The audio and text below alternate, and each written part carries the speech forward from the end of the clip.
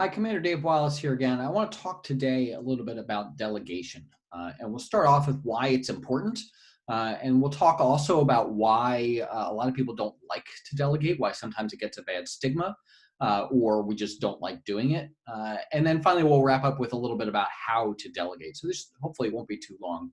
But this is a really important topic, and it's really core to what leadership is about. So why should we delegate? Well, importantly, delegation frees time for other work. No one person can do everything that needs to be done.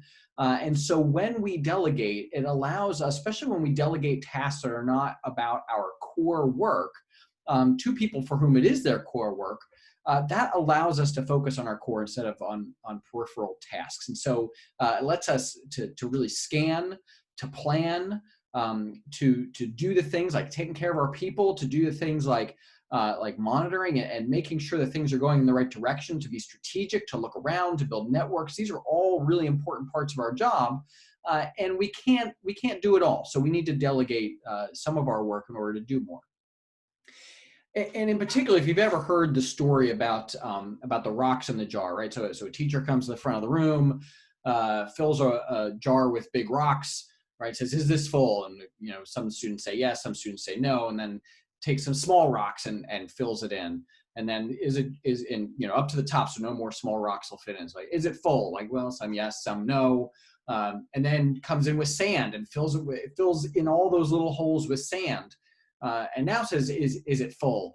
And now the students are starting to catch on. It's like, no, right? And then it gets water, and it puts water in this jar, right? So it can always hold a little bit more. Well, if we think of that in terms of tasks and our capacity to do things, the lesson here, one lesson is, the first time I heard this story was like, oh, you can always do more. Yeah, but the real lesson here is that you have to put in the big rocks first, right? So if you put in the sand and the water, what we might call the small rocks, then we don't have any room for the big rocks. So if we think of big rocks as being those things that are really important for getting the work done, that are core to our mission, core to our job as officers, and the small rocks are things like maybe admin or other things that we don't necessarily know how to do, or that other people can do more effectively than us. We want to delegate those out, right? And so we hold on to the things that are the true priorities, and then the peripheral non-core items, the small rocks, are ones that we want to delegate. One thing to remember here, though, is when you delegate, what is a small rock to you becomes a big rock in the hands of the person to whom you delegate it. Because it's coming from their leader, it's going to have extra weight on it and extra importance, and so it's going to be a bigger rock for them. So that's just something to be aware of. Another reason to delegate is delegation helps empower and develop followers, right? So if you're really interested in taking care of your followers, delegating to them, it's really another word for empowering them, giving them the thing to do so that their ideas can come to fore. If all of the ideas are coming from the leader because she's the only one working on the task, well, then her followers don't really get to participate, and they're not going to learn, and they're not going to get to do more. And so being able to bring in the ideas of your diverse team means empowering and delegating decision-making and tasks to them. And this goes right into this idea that delegation really strengthens the organization.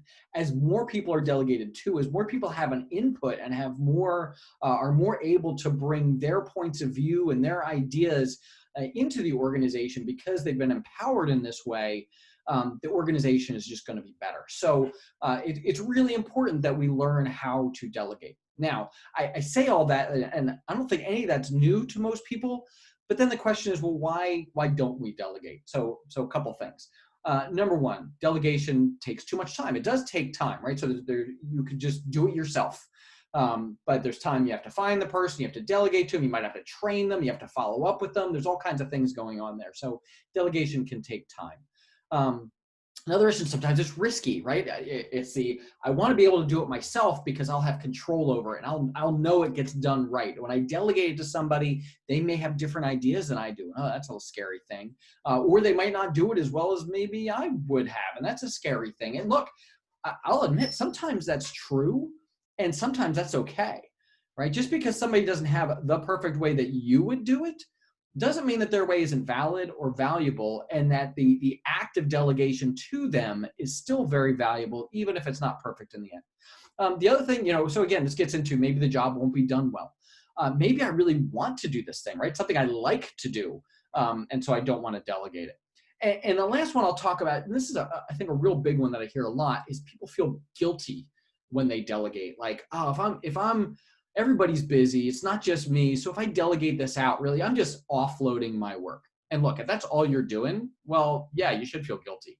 But in most cases, that's not what you're doing. You're delegating because it frees time for other work, because it helps bring other people into it. It helps develop other people. It helps to develop your successor. It helps to make the team better when you delegate. It helps develop people when you delegate. These are the reasons for delegation. If you're just delegating to get rid of work and go on liberty or just go get a snack and not have to worry about anything anymore, yeah, you should feel guilty. That's pretty rarely the case. Right? It's really about delegating so other people can participate in the work and help you in that work to do it well. I had a midshipman a few years ago who I was mentoring and coaching, and she had a job that she was trying to work on. She was trying to come up with this plan. It was like a brigade training plan, and she really wanted to spend, like, she was going to spend her whole weekend working on it. And I said, well, I asked her, oh, do you have like a sergeant and corporals or other people to whom you could delegate? And she said, well, I could, but then I'd feel bad, like it's taking their weekend. It's like, well, you're spending your weekend. Like, why not get the whole team together, and then you can all spend less time on it than just you spending your whole weekend, and you get better ideas, and you can help them feel like they're empowered and included in this process, especially since they're the ones who are going to give the presentation of the training anyway. So she did that. And look, the key was she didn't go out on liberty herself. She participated, or she delegated and had them come back to her, and they kept working on it together and going back and forth. And they really came up with a good collaborative product rather than her just doing it herself because she felt guilty. So look, delegating is important. And it's really easy to avoid it. We have lots of excuses to avoid it. And so maybe it's hard, but that's not an excuse for not doing it. So some ideas about delegation overall.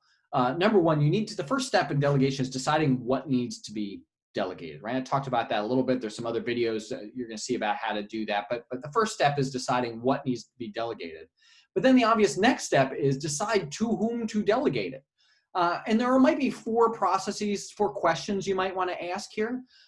You want to delegate something, if you're picking somebody, it's, well, what are they good at, right? Maybe I delegate something to somebody who's good at it. What do they like to do? So sometimes people just like to do a particular task. Okay, then delegate it to them. That might be a thing. What do they need to do for their development, right? What skills do they lack, or what are they trying to work on? Maybe this is part of their coaching plan to get better at a thing. And so maybe it'd be better if they got to do it themselves, right? So what do they need to do? And then what do they want to do, right? So actually letting the followers, letting the delegatee have some say in what gets delegated to them.